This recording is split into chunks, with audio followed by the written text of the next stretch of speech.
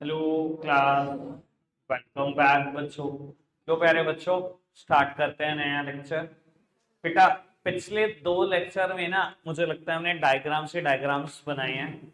ठीक है ना। अभी थोड़ी देर 2-4 मिनट शुरू में भी यहाँ पर डायग्राम बनेंगे और उसके बाद बेटा चैप्टर खत्म हो जाएगा आज ही। ठीक है जी, कल से आएंगे हम रिवीजन स्टार्ट करेंगे बेटा।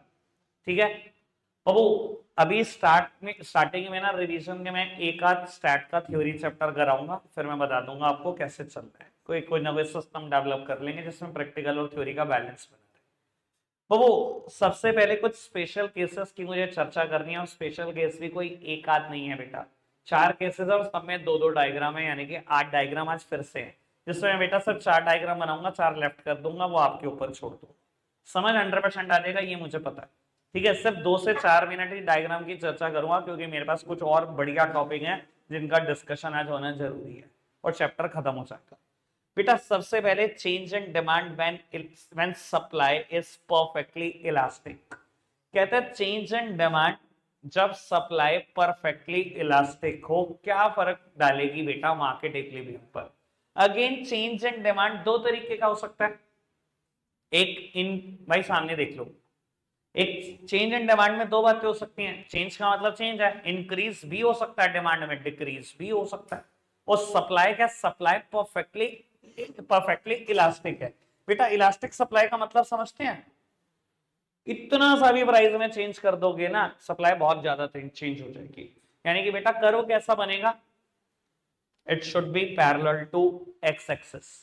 प्राइस अगर 10 है तो कोई पर्टिकुलर क्वांटिटी सप्लाइड है। प्राइस 10 रुपए 2 पैसे है तो कोई पर्टिकुलर क्वांटिटी सप्लाइड है। मतलब इतना सा प्राइस हिलाया नहीं कि सप्लाई भागती चली जा रही है। यही होता है ना। तो बेटा हम मानते हैं ये 10 या 10 रुपए 2 पैसे सब एक ही है बेटा। ठीक है ना जी। यानी कि कर्व कैसा होगा, पैरेलल टू एक्स एक्सिस होगा। ठीक है जी। अब उसने कहा चेंज इन डिमांड का इंपैक्ट क्या है। मैं कहूं पुरानी डिमांड ये है, ये कर्व है डी डी। ठीक है, और ये कर्व है सप्लाई एस एस। ठीक है, कहां इंटरसेक्शन किया, यहां इंटरसेक्शन करा, ये इक्विलिब्रियम है। यही ऑप्टिमम प्राइस है और यही ऑप्टिमम क्वांटिटी सप्लाइड है मान लो। ठीक है। अब कहते हैं इंक्रीज चेंज एंड डिमांड का इंपैक्ट बता दो। चेंज का मतलब इंक्रीज से भी है डिक्रीज से भी है, एक ही डायग्राम में कर दो सब कुछ। अच्छा, इंक्रीज हो तो क्या फर्क पड़ा, इंक्रीज हो तो राइटवर्ड शिफ्ट होगा बेटा। D1 नया डिमांड कर्व है, क्या प्राइस को इसने इंपैक्ट किया? कुछ भी नहीं। पहले भी प्राइस क्या था बेटा, यही पी था। और आज नया इक्विलिब्रियम में प्राइस को कुछ इंपैक्ट किया? नहीं, कुछ भी इंपैक्ट नहीं किया, आज भी पी है। क्वांटिटी पर इंपैक्ट है, क्वांटिटी बढ़ गई है, क्यू से क्यू बन गई। That's it. पहला डायग्राम डन। ठीक है जी। सर, चेंज इन डिमांड का इंपैक्ट जानना था, इंक्रीज इन डिमांड का डन, डिक्रीज इन डिमांड।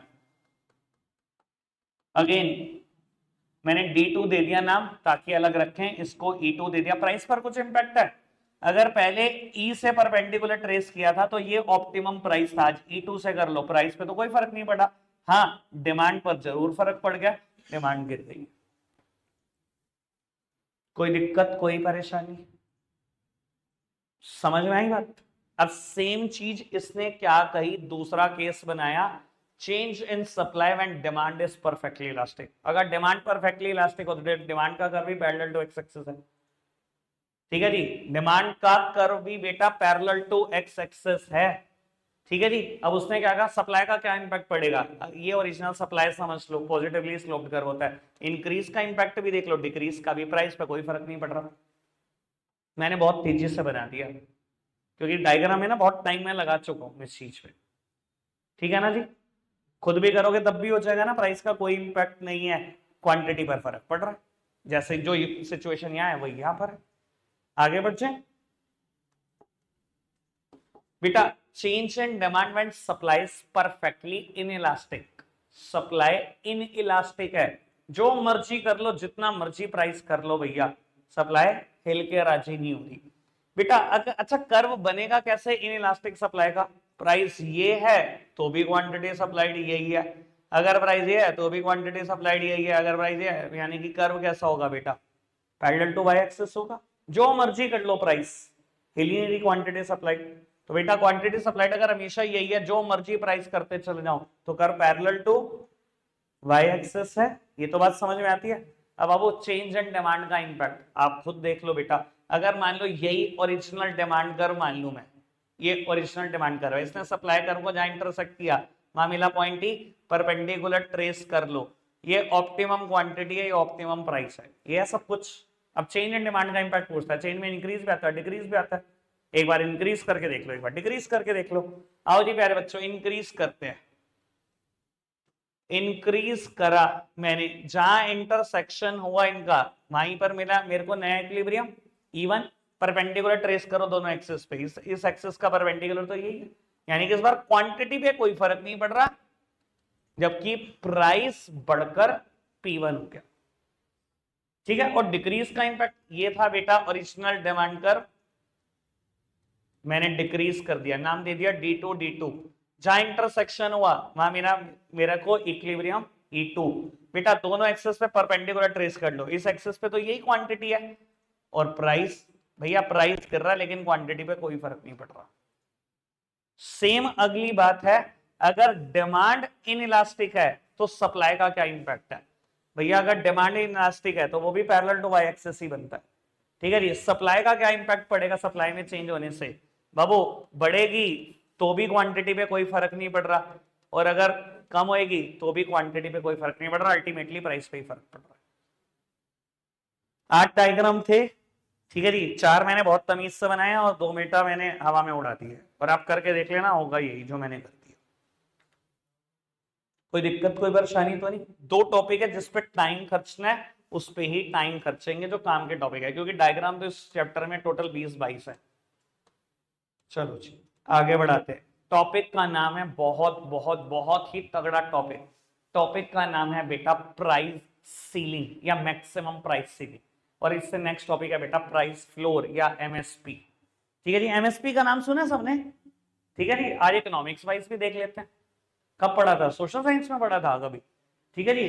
बस ठीक है, मजा आ जाएगा, चैप्टर 8 टॉपिक पढ़ गए, क्योंकि इकोनॉमिक्स एंगल थोड़ा सा अलग होता है, बस बाकी कुछ फर्क नहीं। तो बेटा प्राइस सीलिंग की बात करते हैं, सामने देखना चाहिए प्यारे बच्चे, सब सामने देखना बेटा। टॉपिक का नाम है प्राइस सीलिंग। अच्छा एक बात बताओ, सीलिंग का मतलब शायद हम आज की तारीख में घरों में सीलिंग कराने लगे हैं, तो ये तो पता ही होगा बेटा सीलिंग का मतलब किस चीज से है। सीलिंग का मतलब बेटा अपर लिमिट से नहीं है, ये कमरे की सीलिंग हो रखी है, जमीन पे करा रखी है क्या, छत पे करा रखी है ना, अपर लिमिट से नहीं है। मतलब बेटा प्राइस सीलिंग का मतलब है जहां गवर्नमेंट किसी कॉमोडिटी की मैक्सिमम लिमिट फिक्स कर दे। ये मैक्सिमम लिमिट क्यों सरकार फिक्स कर रही है किसी कॉमोडिटी की, ताकि कस्टमर इजीली बाय कर पाए, उन्हें कोई परेशानी ना आए प्रोडक्ट बाय करने में। और ज्यादातर गवर्नमेंट ऐसी चीजें नेसेसिटीज के केस में करती है, जो चीजें नेसेसिटी है उसकी अपर लिमिट बना दी कि इससे ज्यादा प्राइस चार्ज नहीं कर सकता कोई भी प्रोड्यूसर अगर इंडिया में सामान बेचना है तो। वरना क्या होगा, मैं कुछ टाइम पहले शायद आपके बैच में एग्जांपल दे रहा था, एक बात बताओ बेटा, हम शुगर के बिना जिंदा रह सकते हैं, हम नमक के बिना रह सकते हैं, हमारी बॉडी शुगर के बिना तो आपने बतेरे लोग देख लिए होंगे, मैंने बहुत देख लिया, 10-10 साल से शुगर नहीं खाई, बिल्कुल जिंदा जी, बिल्कुल फिट फाइन है, कुछ नहीं बिगड़ता उनके शरीर का, ठीक है। 3 दिन नमक ना खाओ बेटा, पता लग जाएगा क्या होगा, आयोडीन खत्म होना शुरू हो जाएगा, मरने की कगार पे पहुंच जाओगे। नमक के बिना जिंदा तो नहीं रह सकते। आज मैं कहूँ एक ब्रांड है जो सॉल्ट बेचता है, वो कहते जी 500 रुपए की थैली है, कल तक 50 की थी, आज से 500 की है, खरीदोगे कि नहीं खरीदोगे, कह रहे नहीं खरीदोगे, जिंदा नहीं रहना। 5,000 भैया मैं कह रहा हूं ब्रांड ही एक बेच रहा है, खरीदोगे ना, चाहे 500 की हो जाए चाहे 5,000 की हो जाए, वो नमक की थैली आपके घर में आएगी। लेकिन एक बात बताओ, क्या ये चीज गवर्नमेंट के फेवर में होगी बाबू, क्या ये चीज गवर्नमेंट के फेवर में होगी, क्या करेगी बेटा, सरकार गिर जाएगी बेटा, क्योंकि लोग इन सब चीजों के लिए सरकार को ब्लेम करेंगे, आप क्या कर रहे हो, आप झक मार रहे हो कि प्रोड्यूसर दाम बढ़ाते जा रहे हैं। गवर्नमेंट कभी भी नेसेसिटीज का दाम एक हद तक बढ़ने देती है, उसकी मैक्सिमम लिमिट फिक्स कर देती है, किससे ज्यादा प्राइस चार्ज ही नहीं कर सकते, खत्म हो गई कहानी, इससे ज्यादा चार्ज नहीं कर सकते तो मतलब कर ही नहीं सकते, ठीक है जी। समझ में आया क्या मतलब होता है सीलिंग का, पक्का से प्राइस सीलिंग वर्ड क्लियर है बेटा। अगर मेरे को इसको डायग्राम वाइज क्लियर कर रहा हूं तो ये भी समझने की कोशिश कर बेटा। Demand curve DD negatively sloped curve है from left to the right, ठीक है जी, supply curve positively sloped curve है from left to the right SS। ठीक है जी, जहां ये दोनों एक दूसरे को इंटरसेक्ट करते हैं वहां पर मेरे को मिलता है बेटा इक्विलिब्रियम, मार्केट इक्विलिब्रियम। और बेटा अगर मैं दोनों एक्सिस पर परपेंडिकुलर ट्रेस करूं, ये है इक्विलिब्रियम प्राइस या optimum price, equilibrium quantity demanded supply दिया बाबू, ऑप्टिमम क्वांटिटी डिमांडेड सप्लाई। ये तो बहुत दिन से चल रही है चर्चा बेटा। अगर मैं इसको डायग्राम वाइज दिखाना चाहूं कि क्या होता है प्राइस सीलिंग, तो वो समझना बेटा। गवर्नमेंट ने तो कह दिया कि अगर गवर्नमेंट कहते डिमांड सप्लाई अपने आप देख लो कहां पर प्राइस फिक्स करना है, मान लो फिर तो भैया मेरे को तो दिखाई दे रहा है वीट का प्राइस शायद 15, 16, 20, 30, 25 जितने मर्जी रुपए किलो बिक सकती है। लेकिन गवर्नमेंट ने कहते नहीं भाई हम इतने बिकने नहीं देंगे मार्केट में, 30 रुपए किलो के बिक रहे ना, बिल्कुल नहीं बिकने देंगे। सरकार ने क्या करा, मैक्सिमम प्राइस रिड्यूस कर दिया। ये था ना प्राइस, सरकार ने इसको रिड्यूस कर दिया, अपना एक नया प्राइस दे दिया कि बस 15 रुपए किलो से ज्यादा बिकनी नहीं चाहिए। मैक्स प्राइस दे दिया, बिल्कुल मैक्स प्राइस कि 15 रुपए किलो से ज्यादा बिकने ही नहीं देंगे, खत्म कहानी। इसे बोलते हैं प्राइस सीलिंग। ठीक है जी, हमेशा ये इक्विलिब्रियम प्राइस से नीचे होती है, यानी कि जिस प्राइस पे डिमांड और सप्लाई चाहते भी थे, कंज्यूमर खरीदना चाहता था, प्रोड्यूसर बेचना भी चाहता था, तब भी सरकार ने वो प्राइस फिक्स नहीं होने दिया, सरकार ने उसका प्राइस थोड़ा सा नीचे फिक्स करा। ठीक है जी, बात समझ में आती है पक्का से? लेकिन आपको नहीं लगता इससे कुछ परेशानी शुरू हो जाएगी? मैं बताऊंगा परेशानी, सामने देखते रहना प्लीज। ये टॉपिक कन्फर्म्ड पेपर में, जिनके भी स्कूल में चैप्टर है कन्फर्म्ड पेपर में, बाबू। लेकिन इसकी वजह से बहुत बड़ी प्रॉब्लम अराइज हो जाएगी जो आप सोच नहीं पा रहे, लेकिन मैंने डायग्राम से सचवाई थी आपसे 2 लेक्चर पहले। वो प्रॉब्लम क्या अराइज होगी ये देखना बेटा। अगर सरकार ने प्राइस को कम कर दिया, 15 रुपए किलो कर दिया, ये देखो इसने सप्लाई को कहां इंटरसेक्ट किया, यहां पर। सप्लाई की क्वांटिटी तो कुछ भी नहीं है, जितनी डिमांड की क्वांटिटी है। इस सिचुएशन को मैं बोला करता था, याद नहीं आएगा क्या बोलते थे बेटा इस सिचुएशन को? एक्सेस डिमांड बोलते थे कि नहीं बोलते थे? ऐसे ही डायग्राम बताया था ना, एक्सेस डिमांड क्या होती है बेटा। अगर प्राइस रिड्यूस होगा, ये प्रॉब्लम अराइज होगी कि नहीं होगी, फटाफट से बताओ। एक्सेस डिमांड की प्रॉब्लम अराइज होगी, यानी कि लोग डिमांड करने वाले बहुत हो गए। अब भैया वो तो 25 में खरीदने को तैयार थे, सरकार ने कहा 15 से ज्यादा बिकने नहीं देंगे। मैंने कहा अच्छा 15 ही है बस रेट, और खरीद ले और खरीद ले। भैया ये क्या प्रॉब्लम अराइज कर देगा? ये तो एक्सेस डिमांड की प्रॉब्लम अराइज कर देगा। सरकार इनकी प्रॉब्लम मीट आउट कर देगी। कैसे? बहुत ज्यादा सप्लाई क्रिएट कर देगी। सरकार कैसे सप्लाई क्रिएट करेगी? राशन शॉप में बिकवाना शुरू कर देगी ये सारे सामान। लो भर भर के सप्लाई लो, 15 रुपए किलो में ही लो, हमारे से उठा लो सारा सामान जितना लेना है। यानी कि प्राइस सीलिंग राशन शॉप को जन्म देता है, पीडीएस को जन्म देता है, पब्लिक डिस्ट्रीब्यूशन सिस्टम को। लेकिन एक बात बताऊं बेटा, इसकी वजह से एक और प्रॉब्लम भी अराइज होती है, ब्लैक मार्केटिंग। ब्लैक मार्केटिंग की भी प्रॉब्लम अराइज हो जाती है इससे। क्यों बेटा? दोनों ही जिम्मेदार है इसके लिए, प्रोड्यूसर भी जिम्मेदार है और बायर भी। बायर को लगता है यार मैं जब खरीद सकता हूँ 25 में, मुझे क्या जरूरत है राशन शॉप में लाइनें लग के 15 रुपए किलो गेहूं खरीदने, मैं 25 रुपए किलो मार्केट से खरीद लूंगा। और प्रोड्यूसर को भी लगता है कि यार 15 रुपए किलो में मार्जिन कुछ नहीं मिलेगा, 25 में बेच देते हैं बाहर। तो ब्लैक मार्केटिंग भी होती है। और आपको पता ही है बेटा राशन शॉप के हालात हमारे हिंदुस्तान में होती है कि नहीं होती ब्लैक मार्केटिंग? प्राइस सीलिंग बेटा राशन शॉप को तो जन्म देती है, लेकिन साथ साथ एक प्रॉब्लम को जन्म दे जाती है, ब्लैक मार्केटिंग। आई होप ये बात बिल्कुल क्लियर है, ठीक है ना? राशन शॉप वाले तो भैया 1 तारीख को बोर्ड लगाते हैं राशन आ गया है, 10 तारीख को राशन खत्म है। अब तो फिर भी सिस्टम बहुत सारे ऑनलाइन हो गए, लेकिन आपने ये तो पूरा कल्चर देखा है मेरे को लगता है। तब तक तो होश संभाल लिया था ना जब ये कल्चर चलता था, और बाकी सारा बिकवा रहे हैं भैया। बाहर बिक रही है गेहूं राशन शॉप से जा जाके, सब जेब में जा रहा है पैसा राशन शॉप की, सरकार का पैसा खा रहे हैं, आम जनता का पैसा खा रहे हैं। तो ब्लैक मार्केटिंग चलती थी ना। और यकीन मानने इसमें खाली वो राशन शॉप जिम्मेदार नहीं है, वो प्रोड्यूसर जिम्मेदार नहीं है, आप बहुत हद तक जिम्मेदार हो कंज्यूमर। आप खरीदने को तैयार हो बाहर से महंगा, तभी तो बिक रहा है बाहर। अगर आप खरीदने को तैयार ना होते तो बिकता कैसा? क्लियर है बेटा? अभी तक बात समझ में आती है? बेटा अगला टॉपिक है मेरा प्राइस फ्लोर। प्राइस फ्लोर या जिसको बोला जाता है MSP, minimum support price. Again sir floor, ये रहा सीलिंग, ये रहा फ्लोर। मतलब जहां सरकार किसी कॉमोडिटी का मिनिमम प्राइस फिक्स कर दे कि इससे कम नहीं हो सकता, इस पे तो बिकेगी बिकेगी, उसे हम बोलते हैं ना बेटा प्राइस फ्लोर, है ना? ऐसा क्यों करती है गवर्नमेंट? बेटा प्रोड्यूसर को एनकरेज करने के लिए कि तू ये सामान बना। मैं आपको आइडिया देता हूं बेटा क्या होता है। ज्यादातर ये एग्रीकल्चर प्रोडक्ट में फेमस है ये चीज। और बेटा मान लो वीट का सीजन अगर गर्मियां है ना, तो बेटा जैसे ही वीट सीजन आने वाला होगा उससे 1 महीने पहले ही एमएसपी आ जाता है। सरकार ने कह दिया कि सरकार गेहूं खरीद लेगी 10 रुपए किलो।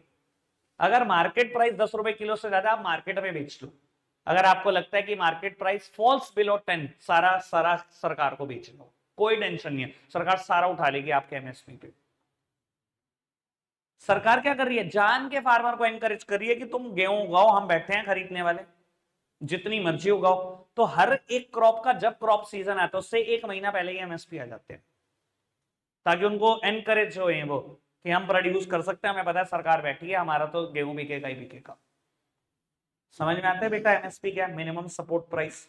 बेटा अगर मुझे डायग्राम वाइज क्लियर करना हो, इकोनॉमिक एंगल देना हो, तो इकोनॉमिक एंगल क्या है बेटा? ये रहा demand curve DD, supply curve को इंटरसेक्ट किया, मिला पॉइंट डी, परपेंडिकुलर ट्रेस करा, optimum price, optimum quantity, demanded supply.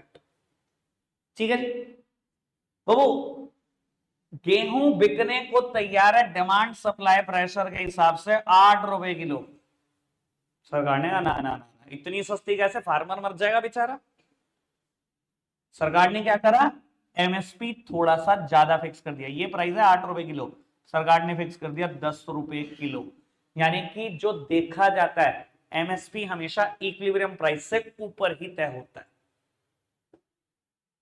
ठीक है जी? प्राइस सीलिंग हमेशा इक्विलिब्रियम प्राइस से नीचे तय होती है। इक्विलिब्रियम प्राइस से हमेशा नीचे तय होती है और ये मैक्सिमम लिमिट बताती है। ये मिनिमम प्राइस बताता है, हमेशा इक्विलिब्रियम प्राइस से ऊपर फिक्स होता है। कोई दिक्कत कोई परेशानी तो नहीं? इधर देखते रहना बेटा बाबू। लेकिन आपको नहीं लगता ये एक और नई प्रॉब्लम को जन्म दे देगा? अगर सरकार ऐसा करेगी, डिमांड सप्लाई के रेट पर नहीं बिकने देगी और अपनी मर्जी का रेट दे देगी। हाँ प्रॉब्लम दिख रही है बेटा। अगर प्राइस पर सरकार बढ़ाएगी तो ये है इतनी छोटी सी डिमांड, जो मार्केट में 8 रुपए किलो बिकने को तैयार है, तो 10 रुपए किलो लोग कैसे दे देंगे? कोई चीज का दाम ही 8 रुपए किलो है, सरकार कहती नहीं यार 10 से कम नहीं देना। लोगों को दिक्कत होगी ना, लोग डिमांड कम करेंगे ना, और वो दिख भी रहा है बेटा डायग्राम में। लेकिन सप्लाई क्या होगी? बेचने वाले सारे बेचना चाहेंगे, जिनका 8 रुपए किलो बिक रहा था 10 रुपए किलो बिका होगा, तो बेचो, सारा बेचो दो। बेटा ये प्रॉब्लम को जन्म दे देगी जिसका नाम है एक्सेस सप्लाई। बेचने वाले बहुत है, खरीदने वाला कोई नहीं है, तो सरकार कहेगी कोई नहीं, मुझे बेच रहा सारा 10 रुपए किलो, जा घर बैठ, सारा मेरा हुआ, कहीं लाखों टन मेरा हुआ। सरकार क्या करेगी फिर इतनी गेहूं का? अगर इतना खरीद लेगी, सरकार की टेंशन मत लो, सरकार हमेशा स्टोर करेगी और यही चीज पीडीएस में बिकवा देगी और सस्ती, गेहूं ले लेगी। इंडिया में हर साल कहीं ना कहीं नेचुरल कैलामिटी है, 2011 के बाद हर साल आई है, 2024 हो गया। जहां नेचुरल कैलामिटी आती है, ये गेहूं फ्री ऑफ कॉस्ट बंटवा दी जाती है, लोगों को राशन दिए जाते हैं। पीडीएस में राशन के थ्रू बिकवा दो, ठीक है। Food corporation of India government की एक एंटिटी है, गवर्नमेंट उनको कहती है और ये सारी स्टोर करा लेती है। इमरजेंसी के लिए भी रखो, नेचुरल कैलामिटी जहां है वहां भिजवाते रहो, राशन शॉप में बिकवाते रहो, 1-1 रुपए किलो, 2-2 रुपए किलो, खरीद रहे हैं 10 रुपए किलो, बेच रहे हैं 1-2 रुपए किलो। समझ आ रही है बेटा बात? क्लियर है बात? पक्का से बाबू, इस चीज को मैं शॉर्टकट फॉर्म में पढ़ा देता हूं, मैंने लिखा बहुत कुछ है इसके ऊपर, डायग्राम, पूरी एक्सप्लेनेशन, सब कुछ बढ़िया से लिखा है, ठीक है जी। लेकिन सबसे पहले शॉर्टकट फॉर्म में प्राइस सीलिंग और प्राइस फ्लोर का डिफरेंस 99% पेपर में, 99% पढ़ना जी, मीनिंग फटाफट से। प्राइस सीलिंग अपर लिमिट बताता है, मैक्सिमम लिमिट, सीलिंग ऊपर है ना, maximum limit. Floor lower limit बताता है कि इससे कम नहीं बिक सकता, ये तो मिनिमम प्राइस है जिस पे बिकेगा ही बिकेगा। पहला डिफरेंस क्लियर। सेकंड वन पुत्र रिलेशन विद इक्विलिब्रियम प्राइस। बाबू अभी आपने पढ़ा, मैंने डायग्राम से भी पढ़ाया, अगर मैं बात करूं प्राइस सीलिंग की, ये किससे नीचे होता है बेटा, इक्विलिब्रियम प्राइस से हमेशा लोअर लेवल पर होता है। दिखा दूं डायग्राम, ये था ना बेटा प्राइस सीलिंग, ये था इक्विलिब्रियम प्राइस, इससे हमेशा नीचे होता है। और बेटा प्राइस फ्लोर में इक्विलिब्रियम प्राइस से हमेशा ऊपर होता है प्राइस। पढ़ना जी, अब बातें समझ में आ जाएंगी तो ठीक है पुत्र। थर्ड वन पढ़ना, पर्पस और ऑब्जेक्टिव, दोनों बातें क्लियर है कि प्रोड्यूसर की मदद करने के लिए ये बेटा नेसेसिटी का प्राइस एकदम भाग ना जाए, इसलिए अपर लिमिट फिक्स कर दी। ठीक है, इसकी वजह से प्रॉब्लम अराइज होगी एक्सेस डिमांड की, इसकी वजह से एक्सेस सप्लाई। मैंने दोनों दिखाया, मैं दोबारा बोल देता हूं, ये देखो प्राइस फ्लोर एक्सेस सप्लाई की सिचुएशन को जन्म देता है, ये सप्लाई कर रहे, ये डिमांड इतनी कम रह गई और सप्लाई बहुत बढ़ गई, ये एक्सेस सप्लाई की प्रॉब्लम को जन्म देगा, और ये बेटा एक्सेस डिमांड की प्रॉब्लम को जन्म देगा। चारों के चारों बातें मुझे बताओ क्लियर है कि नहीं? बिल्कुल क्लियर है, अच्छे से चैप्टर खत्म, बाकी रेस्ट पोर्शन पढ़ लेना। ठीक है जी, कल आएंगे स्टैट्स का पहला चैप्टर पढ़ेंगे। ठीक है, रखते आज के लिए इतना ही है प्यारे बच्चों, बाय बाय।